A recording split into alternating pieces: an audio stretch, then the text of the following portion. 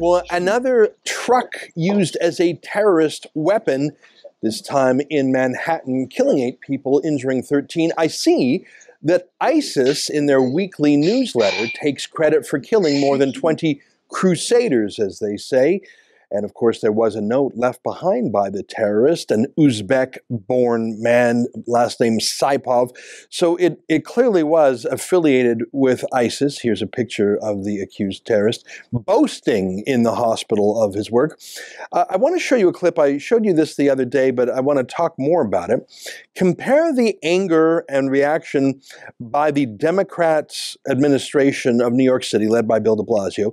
Compare the anger against the terrorist attack with the raging anger against anti-Muslim backlashes that did not happen. Here, listen to that clip again. I think this is an important time to say this isn't about Islam. It's not about what mosque he attends. There are hundreds of thousands of law-abiding Muslims in New York City who are adversely affected by things like this. And it's probably a good time to say we have seen in the aftermath of incidents like this, bias incidents, hate crimes, assaults, and Bob Boyce and his hate crimes people will respond to those, investigate those, and anybody behind those will be prosecuted to the fullest extent of the law. As has been said here before, it is a time to come together and to not confuse this terrorist act with any broad brush against in a religion or a particular institution. Well, there you have it. Let's not talk about the mosques. Let's not talk about who radicalized them. No, no, no. Let's talk about a mystical, mythical, unicorn-like creature that's always spoken of but never exists, namely the violent backlash against Muslims. It's so telling to me that that is the go-to place. The bodies were still warm in the morgue, and the deputy commissioner of police in New York was threatening people. How dare they mention Islam as the root here? Well, that's my view. Let's go to an expert, though. Joining us now via Skype is Dr. Daniel Pipes, the president of the Middle East Forum. Good to see you again, Dr. Pipes. Good to see you, Ezra. You know, to me, he didn't need to bring up bias crimes or reactionary vigilante crimes. First of all, because it was a press conference about a real terrorist attack that really just happened. And for him to so obviously shift gears to a hypothetical scenario just seems so obviously an attempt to distract and misdirect.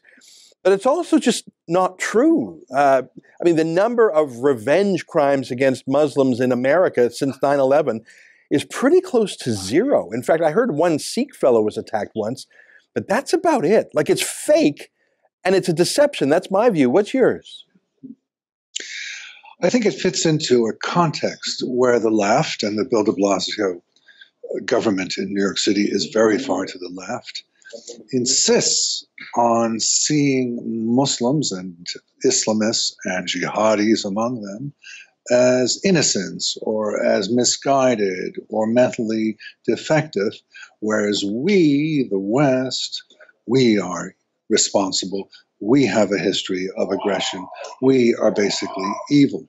So what you see here is in miniature a reflection of the notion that ultimately we Westerners are responsible for this act and we should be held to account for it. Dr. Pipes, I have to say I learned something from you about a year ago, and I use it almost every day in my conversation, and you refer to the 5P professionals who should be on guard for Western civilization but have actually flipped sides. And I can rattle them off by memory: the police, the press, the politicians, the prosecutors, and the professors. And I use that shorthand all the time because in this case, we saw the police spokesman, we saw the politician right behind him, the mayor, the press. Right there, you got 3 out of the 5 Ps who are whitewashing the incident. Whenever I go to the UK, I see other of the 5 Ps, the prosecutors whitewashing the incidents.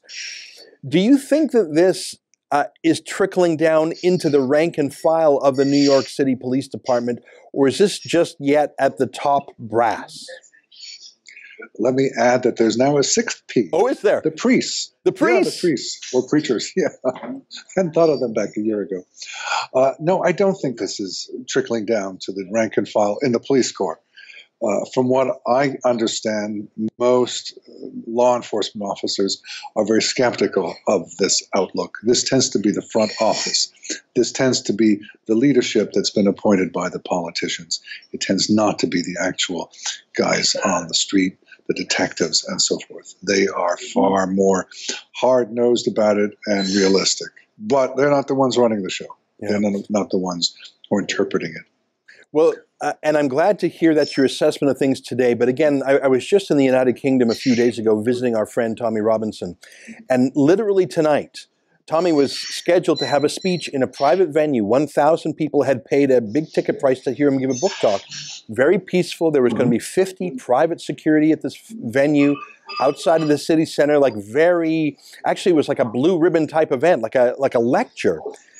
The venue resisted attempts to deplatform Tommy, but the Manchester police pressed the club to cancel. The police bullied the forum, and they canceled on Tommy, and he's now doing it in a park, if you can believe it.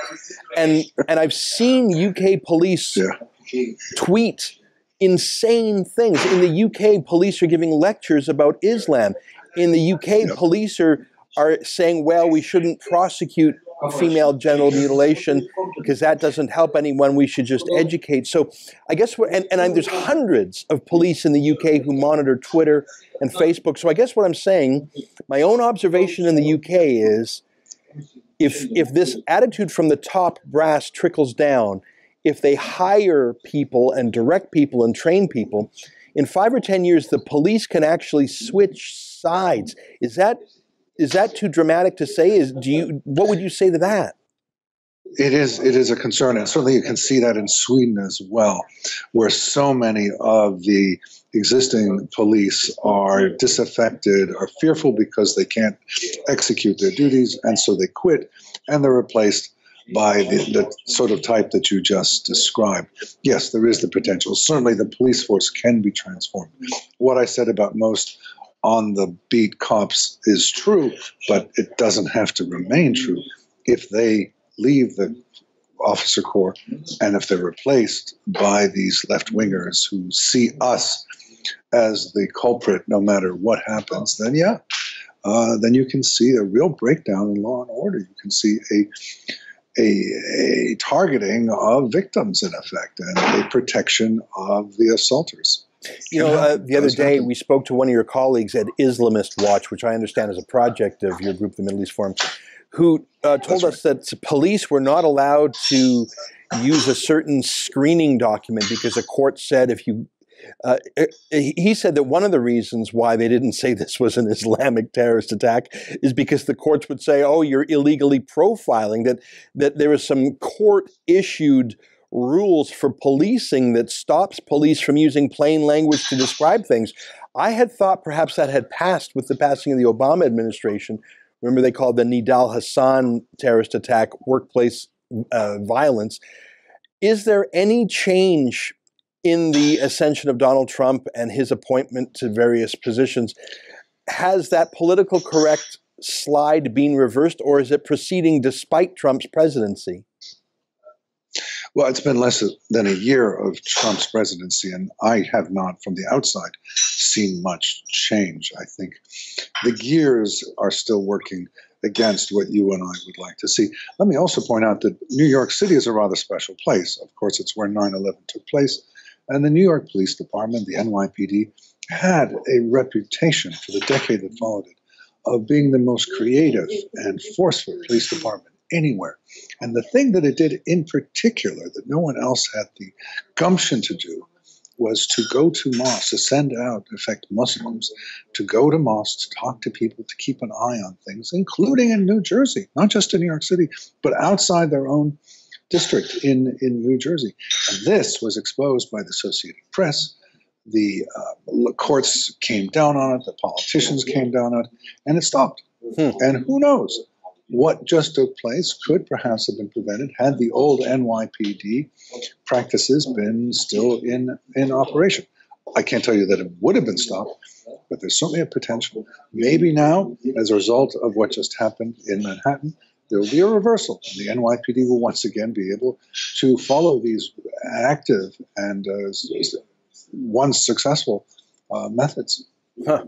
Well, I would hope so, but I mean, I just referred to Manchester where the police shut down Tommy Robinson's event. It was just a couple of months ago that Manchester, where there was a teenage pop concert that was attacked by bombs, it's completely forgotten. And I hate to say it, but I believe this terrorist attack on a bike path in Manhattan will be completely forgotten by the 5P professionals or the 6P professionals in a matter of weeks. Well, I feel like we're oozing in the wrong direction. Last word to you, Dr. Pipes. Perhaps you're right, and the 5 or 6 Ps will forget it. But I would argue to you that every time there is such a high-profile jihadi attack, there is a cohort of individuals in New York in particular, but around the country and around the world who say, you know, I used to not worry about jihadi violence, and now I do. It's a one-way street. No one ever says, I used to worry about jihadi violence, and now I don't. Right. It's a one-way street, and every time there's one of these incidents, there are more people, and there's incident after incident. Some don't get much attention, in which case they don't have much effect, but others do get a lot of attention, such as this one.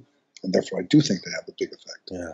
If I can be permitted one more observation from my trip to the UK this week, I sense that the vast majority of people sense something is amiss, but don't have the vocabulary to speak out. Or if they have the vocabulary to speak out, they don't dare do so for fear of social marginalization. I sense in Manchester and in London a numbness that people say, I don't know what to do, and even if I did, I couldn't do it.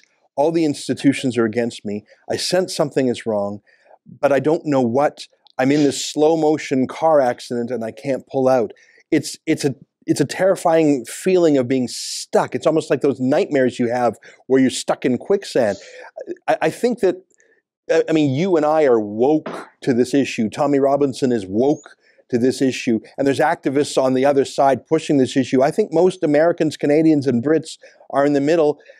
I would say they're paralyzed. Am I misreading that? I don't disagree with you, but I would say that each one of these incidents causes more people to wake. There is a process of waking. Now, it's going too slowly and too erratically for my taste and probably for yours as well, but it is happening, and that gives me a fundamental optimism that this problem will be confronted in a better way than it is today, even though there's a lot to be worried about right at the moment. But I, unlike you, have an optimistic outlook in the long term. Well, I'm going to end on that optimistic note. I asked Tommy Robinson in particular if he was optimistic, and he was very not. And so out of the three of us, you're an optimist. Let's go with that, because I need a reason for hope. Dr. Daniel Pipes, great to see you, and keep up the great work at the Middle East Forum. That's an excerpt from my daily TV show, The Ezra Levant Show. Normally it's behind a paywall, but I thought you'd like this video, so we put it on YouTube. If you want to subscribe to watch the daily show every day, including always 2 interviews a day, and I read my hate mail, just click on this screen and become a premium member.